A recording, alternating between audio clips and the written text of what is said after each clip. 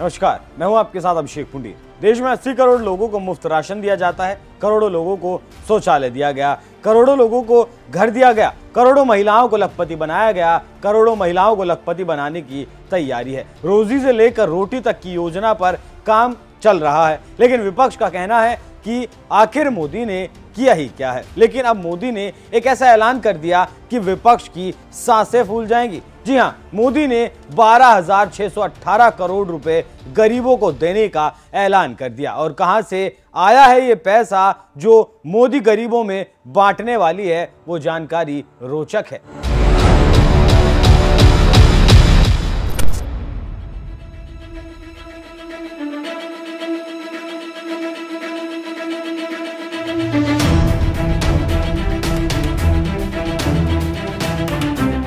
आज बात उस ईडी की करेंगे जिस पर मोदी के इशारे पर काम करने के आरोप लगते हैं। कांग्रेस और आम आदमी पार्टी सबसे ज्यादा बौखलाई हुई हैं, तो आज आपको बताएंगे कि कौन से हैं वो 12,618 करोड़ रुपए जो मोदी गरीब जनता में बांटने वाले हैं। दरअसल ईडी ने पिछले 10 सालों में इतने पैसे की संपत्ति जब्त की है और यही पैसा गरीबों में अब बांटा जाएगा। तो चलिए पूरा मामला समझ लीजिए।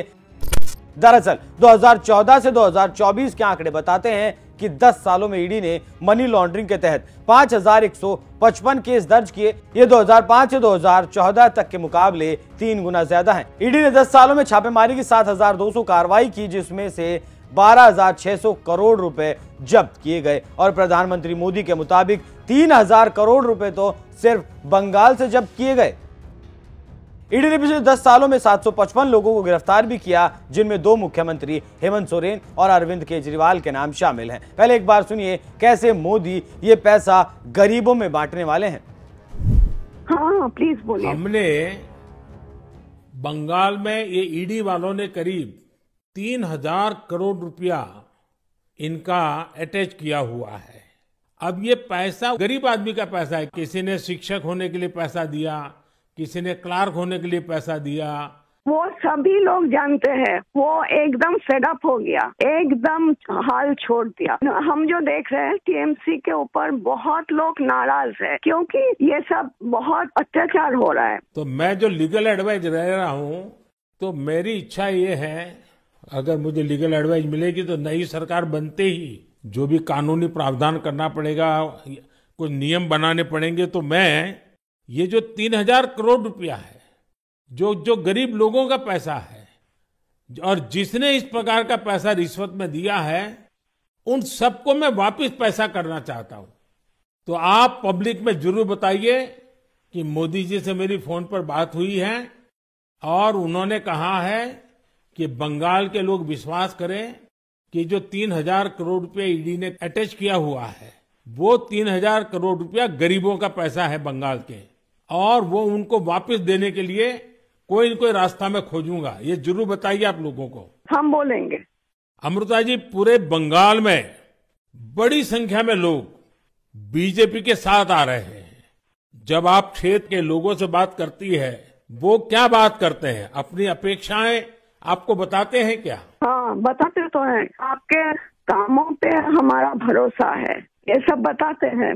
और हम पूछते हैं कि महुआ मैत्रो का क्या होगा? बोलो उसको तो जेल ही जाना है। अच्छा, लोग बोलते हैं। हाँ जी। अच्छा, ये मोदी की गारंटी को लेकर आपके लोकसभा के क्षेत्र में लोगों तक बात पहुंची है?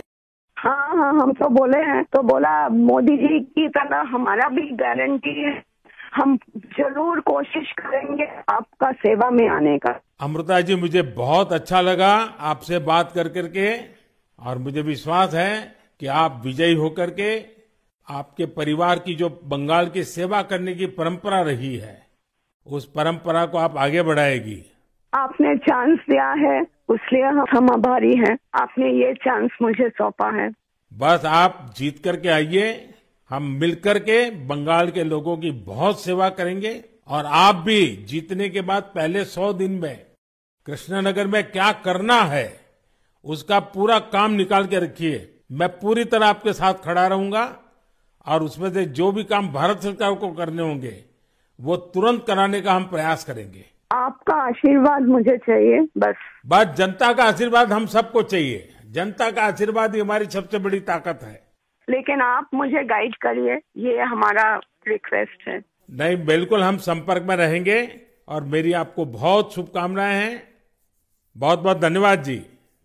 नमस्कार। तो जिस तरीके से बंगाल का पैसा मोदी गरीबों में बांटने की बात कर रहे हैं, वैसे ही देश भर से जो पैसा जब्त किया गया है वो भी गरीबों में बांटा जाएगा। और मोदी का कहना है अगर इसके लिए कानून भी बनाना पड़ा तो बनाएंगे। तो क्या फिर ऐसा मान लिया जाए कि जो अभी हाल फिलहाल में ईडी ने नेशनल हेराल्ड की सैकड़ों करोड़ की संपत्ति जब्त की है वो भी गरीबों में बांट दी जाएगी? गांधी परिवार का इस संपत्ति से सीधा सीधा कनेक्शन सामने आता है। ये पैसा नेताओं का हो, नेशनल हेराल्ड में जो जब्त किया गया वो पैसा हो, या फिर जो लोग भारत का पैसा लेकर भाग गए ये उनकी संपत्ति हो, सबको गरीबों में बांटा जाएगा। और शायद यही कारण है कि विपक्ष ईडी के नाम से अब कांपने लगा है, बौखलाया हुआ है, तमतमा रहा है, तमाम तरह के आरोप लगा रहा है। लेकिन मोदी का कहना है कि ये काम वो तब करेंगे जब वो तीसरी बार सत्ता में आएंगे। तो अब देखना होगा कि मोदी ने जो 400 पार के साथ जीत का दावा किया है उसे जनता पूरा करती है या फिर नहीं, क्योंकि कानूनों को बनाने के लिए मोदी को लोकसभा और राज्यसभा दोनों में समर्थन तो पूरा चाहिएगा। अब ये जनता के ऊपर है। देश में पहले चरण का चुनाव हो चुका है, 6 चरणों का मतदान बाकी है। अब देखना होगा 4 जून को क्या कुछ नतीजे निकल कर आते हैं, 4 जून को 400 पार या फिर नतीजे कुछ और आते हैं। वैसे जिस तरीके का फैसला, जिस तरीके का ऐलान मोदी ने किया है, उस पर आपकी क्या कुछ राय है? कमेंट कर हमें जरूर बताएं। नमस्कार। और इसलिए चुनाव में हमने भ्रष्टाचार मुक्त भारत बनाने के लिए लड़ना ही लड़ना है, क्योंकि हमारे देश के युवाओं का भविष्य उज्जवल बने, इसलिए भ्रष्टाचार से मुक्त देश होना ही चाहिए। आपको देखकर ही हम आए हैं। जी अमृता जी, मैं बहुत आपका आभारी हूँ, क्योंकि हमारी टोली को आपने जब ये बताया तो मुझे जरूर लगा कि मुझे एक बार आपसे बात करनी चाहिए। अमृता जी, बंगाल के अन्य इलाकों की तरह हाँ जी, कृष्णा नगर में भी बीजेपी को बहुत उम्मीद के नजर से देखा जाता है। अब आप वहां लोगों से मिल रही हैं, आपको भी लोगों का उत्साह उमंग फील होता होगा।